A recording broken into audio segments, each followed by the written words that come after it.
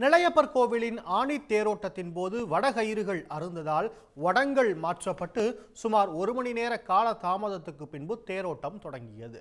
நெல்லையப்பர் கோவிலில் 518வது ஆணி தேரோட்ட திருவிழா கடந்த 13ஆம் தேதி கொடியேற்றத்துடன் நடைபெற்று வருகிறது.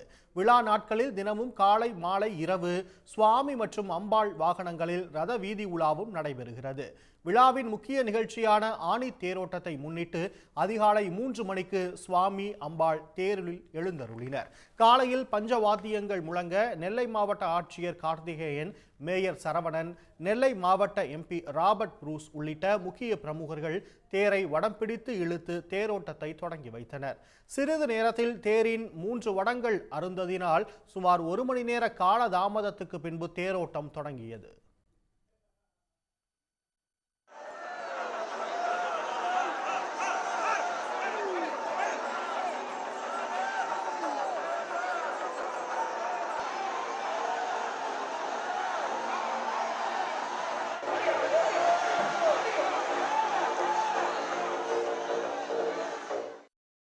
முழுக்க பார்த்தோம் அப்படின்னா மனித சக்தியால் இழுக்கக்கூடிய ஒரு பெரிய நிகழ்ச்சி.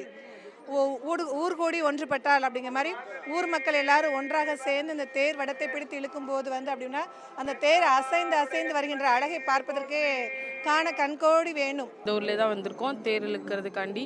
நம்ம நிலைப்பர் நம்மளை தேடி ரதவீதியில் வரதுனால நம்மளும் எவ்வளோ சீக்கிரமாக வந்து நம்ம தேர் பார்க்கணும் அப்படின்ட்டு ஆர்வத்தோடு நம்மளும் வந்து தேர் இழுக்கிறதுக்காண்டி வரணும். நம்மளுக்கும் இந்த வாட்டி நிறைய வளர்ச்சி எல்லாம் செல்வ செழிப்பு இருக்கணும்னா நம்ம வந்து இறைவனை வந்து பிரார்த்தித்து வணங்கிக்கிறோம். இதனிடையே ஆணி தேரோட்டத்தை முன்னிட்டு நெல்லை மாவட்டத்துக்கு இன்று உள்ளூர் விடுமுறை விடப்பட்டுள்ளது. ரத வீதிகளை சுற்றியுள்ள 5 டாஸ்மாக் கடைகள் மற்றும் அதனுடன் இணைந்த மதுபான கூடமும் இன்று மூடப்பட்டுள்ளது. தேரோட்டத்தை முன்னிட்டு 1500க்கும் மேற்பட்ட போலீசார் பாதுகாப்பு பணியில் ஈடுபடுத்தப்பட்டுள்ளனர். நெல்லை மாநகர பகுதிகளில் போக்குவரத்து மாற்றம் செய்யப்பட்டுள்ளது. உடனுக்குடன் செய்திகளை தெரிந்து கொள்ள சன் நியூஸ் பெல் ஐகானை கிளிக் பண்ணுங்க.